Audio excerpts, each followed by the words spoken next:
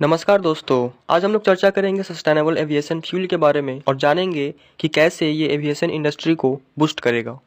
दोस्तों, आज के समय में एविएशन इंडस्ट्री का सबसे बड़ा चैलेंज में से एक है पर्यावरण को लेकर। कहने का मतलब ये है कि जो कन्वेंशनल जेट फ्यूल्स हैं वो ग्रीन हाउस गैस इमिशंस और क्लाइमेट चेंज में अपना योगदान देते हैं, जो पर्यावरण के लिए हानिकारक है। इसी चीज़ से निपटने के लिए हम आज जानेंगे सस्टेनेबल एविएशन फ्यूल के बारे में और देखेंगे कि कैसे एविएशन इंडस्ट्री एक इको फ्रेंडली इंडस्ट्री में बदलता है।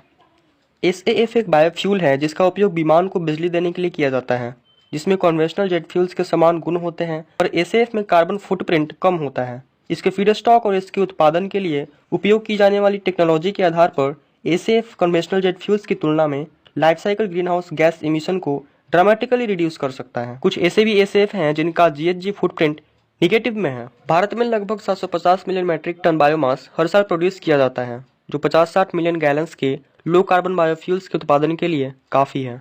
बायोमास रिसोर्स में corn grains, oil seeds, algae, दूसरे फैट्स, आयल्स और greases, agriculture residues, forestry residues, wood mill waste, municipal soil waste streams, wet waste जैसे कि manures, waste water treatment sludge और dedicated energy crops शामिल हैं।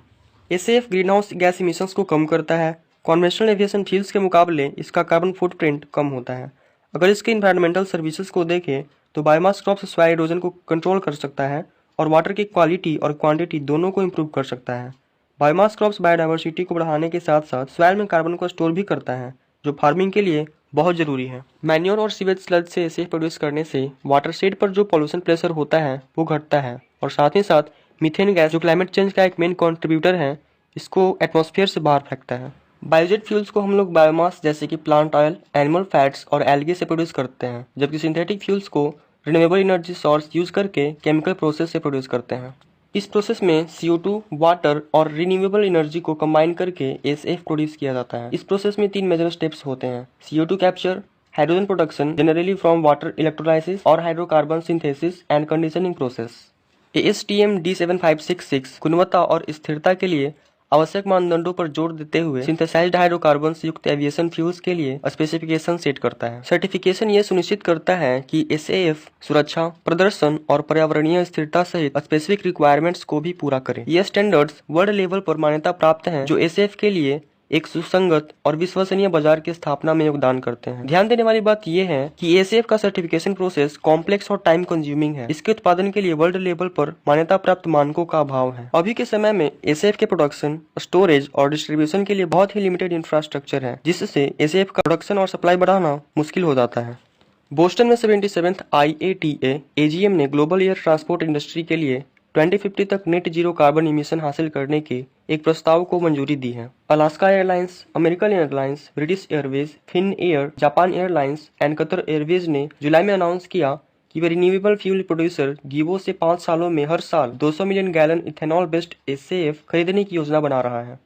SAF की production cost fossil kerosene की तुलना में काफी अधिक है, पर इनके टेक्निकल प्रॉपर्टीज लगभग एक समान है। अभी के समय में एसएएफ फॉसिल फ्यूल्स की तुलना में लगभग 2 से 5 गुना ज्यादा महंगा है।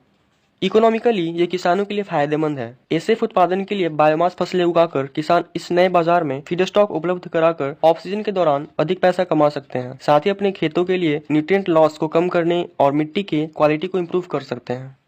मार्केट रिसर्च के अनुसार हर साल लगभग 14.8 मिलियन टन एसएएफ 2040 तक और 28.6 मिलियन टन एसएएफ 2050 तक चाहिए होंगे। The refuel EU aviation study में कहा गया 2030 तक EU में 7 अतिरिक्त एसएएफ प्रोडक्शन प्लांट और 2050 तक 104 अतिरिक्त प्लांट की आवश्यकता होगी। Alaska Airlines, American airlines, jet blue, United airlines और बोइंग, ये सभी एयरलाइंस कंपनीज एसएएफ को सक्सेसफुल यूज कर रहे हैं। अब 45 से अधिक एयरलाइंस के पास एसएएफ का अनुभव है और 2016 के बाद से लगभग 3,70,000 से अधिक फ्लाइट्स ने इस नए फ्यूल का उपयोग किया है।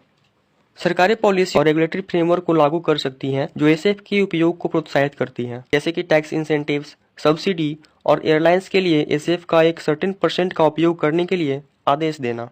एसएएफ के लाभों के बारे में पब्लिक अवेयरनेस और समझ बढ़ाने और पॉलिसी मेकर्स और इन्वेस्टर्स से अधिक समर्थन को प्रोत्साहित करने की आवश्यकता है।